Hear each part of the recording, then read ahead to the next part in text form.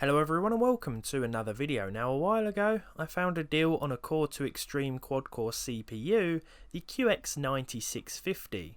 Only the video I made about it didn't really go to plan as I was experiencing a few issues which turned out to be motherboard related. A year has passed since then and I still have the chip as well as a better board to use it with, so I just wanted to take another look at it and see what it could do when paired with a newer graphics card. Launched in 2007 for $999 or £650 here in the UK, this Socket 775 processor, codenamed Yorkfield, was an enthusiast's dream, though the cheaper Q9550 that made an appearance a few months later was a much more justifiable choice for us regular consumers, or consumers who still had quite a bit to spend on a processor, just not a silly amount. These days it costs about the same as a brand new Ryzen 3 1200, and that price tag is more to do with what it is or what it was rather than what it can do. I'm not going for any records today, I was just in the mood to mess around with this old beast. At stock speeds, she's still a snappy old girl, at least for general usage, and navigating Windows 10, watching YouTube videos or scrolling through your Facebook newsfeed isn't going to give you any grief. I saw a nice little increase in performance after overclocking it to just under 3.7 GHz with the stock Intel cooler. You may remember the cooler itself, it's one of those old chunky ones that was bundled with old quad cores many years ago. I threw this one away at first, but after regretting that decision I took it out of the bin and gave it a good clean up, and I've kept it ever since. Now these chips can go higher with better cooling, I'm sure, but in today's world of PC gaming, it's probably going to be struggling at any speed. Or is it? Well, I purchased this new ASUS motherboard for this very occasion, this P5Q, the P45 chipset board, slapped in the Core 2 Quad Extreme, and then prepared to jump into some games. Now this board I found on eBay, I think it's okay for the price, I paid about £30 for it, and it should do us just fine today. I have heard that the P45 chipset can be a pain to overclock with, but I didn't really experience many issues. Today though, maybe if I went to go a little bit higher I might have done. I jumped into a few of my favourite games to see how well it did. Let's get the games that didn't work out of the way first. Assassin's Creed Odyssey, Rage 2 and Red Dead Redemption 2 all crashed before any actual gameplay took place, so it was fourth time lucky with Battlefield 5. The game started up and ran just fine after taking a little while on the loading screen, but the frame rate was lacking to say the least. This is a processor intensive game, so to be honest I was expecting it. Moving on to Crysis III, an older but still very good looking title, and it ran okay with 44 FPS at the low settings. It felt a little stuttery here and there, but to be honest it was a good enough experience. It goes without saying that this isn't going to satisfy anyone's 60 FPS gaming needs, in most new AAA titles at least, but it will still hold up better than expected in a few games. And that's all I could have asked for. I chose this level because it tends to give a lot of my hardware a good run for its money, and there's a lot occurring on screen, various explosions, things like that, and it's a good one to test in Crysis 3. Just like all games, the performance will vary depending on where you are, but overall, yeah, I'm pretty happy with how this AAA title turned out when you consider just how demanding this was considered when it came out, and maybe even still so today. It's nice to see it running on this aging chip. In Dirt Rally 2 though, this wasn't the case because I was expecting it to do this well. Dirt Rally 2 really does run on almost anything. 52 was the average with respectable percentile figures as well. I'm using the GTX 1660 Ti from Nvidia today because the Radeon 5700 XT wouldn't work for me in this configuration, but considering the CPU is the limiting factor throughout anyway, a better graphics card wouldn't really help us out much here, if at all. One part of this whole video that is surprising though is how I managed to get through the Dirt Rally 2 test without smashing my car up, an occurrence that's usually commonplace here on the channel, but maybe I was just having a good day. Anyway, let's move on to the next title and continue our look at the Core 2 Extreme. Now I am using an SSD today, all the games are installed on there just to give us a better experience overall.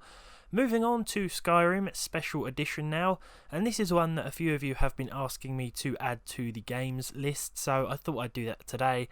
It runs absolutely fine on the QX9650 with the 1660 Ti. It's a few years old now, so it's no surprise really, but this really is the ultimate Skyrim experience, or the vanilla game with a few mods installed. Could be seen as better, and it will probably run better too on this hardware. But no matter what version of Skyrim you pick, you should get a decent enough experience. I apologise if you can hear any wind being picked up on the microphone. There seems to be a hurricane outside today. So yeah, my patio furniture is halfway down next door's driveway, but we'll deal with that another time. Running around the beautiful countryside in Kingdom Come Deliverance will mean a plus 30 FPS average. As you can see here, medium settings at 1080p was fine for the most part, and the game still looks absolutely fantastic. I've always thought this game looks like one of those photorealism mods you'd see for Crysis back in the day. If we venture within the city's walls though, our stable frame rate soon plummets and it all becomes a little too much for our extreme chip. Sure, there will be instances where you see 30 FPS on average, but for the most part you're going to hit around the low 20s. I don't think it quite cuts it for this game, but again, I was expecting as much.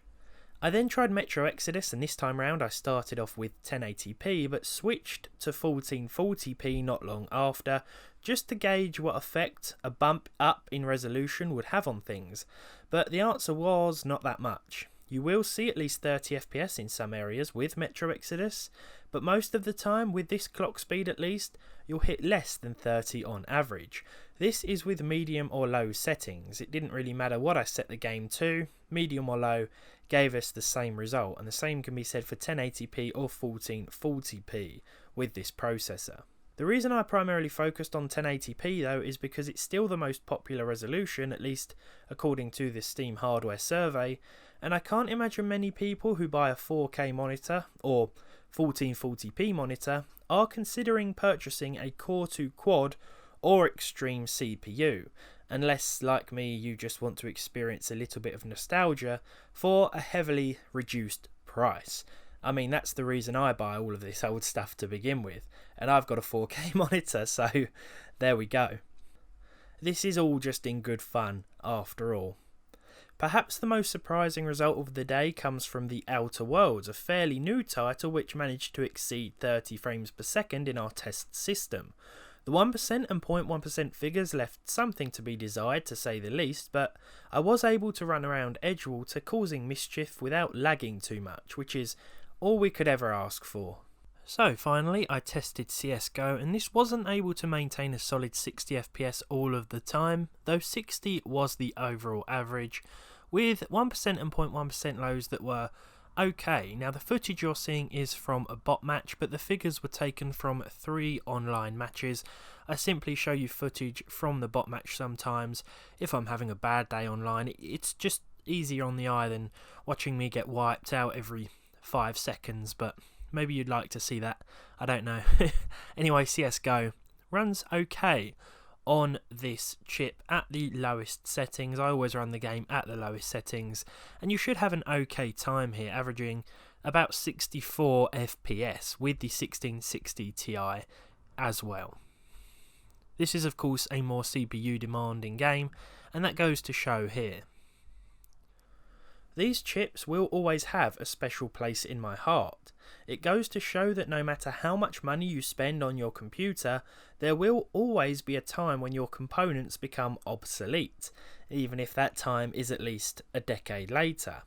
After all, this chip can still handle some games and some areas of other games just fine, for example the countryside in Kingdom Come Deliverance and a few of the towns in the Outer Worlds, which are still both pretty surprising to me. It will be interesting to see how the best processor available now will hold up in 13 years. I mean, don't wait for that video or anything. Who knows what the world of PC gaming, or just the world, will look like then, but all I can say is that for now, I hope you enjoyed this video, and I'll see you all in 2033 when I'll be reviewing the Threadripper 3990X. Don't hold me to that, okay? Anyway, thank you for watching. If you enjoyed this video, leave a like on it. If you didn't enjoy this video, leave a dislike on it. Subscribe to the channel if you haven't done so already. And hopefully, as always, I'll see all of you in the next one, where I'm not quite sure what we'll be doing yet, but we'll figure something out.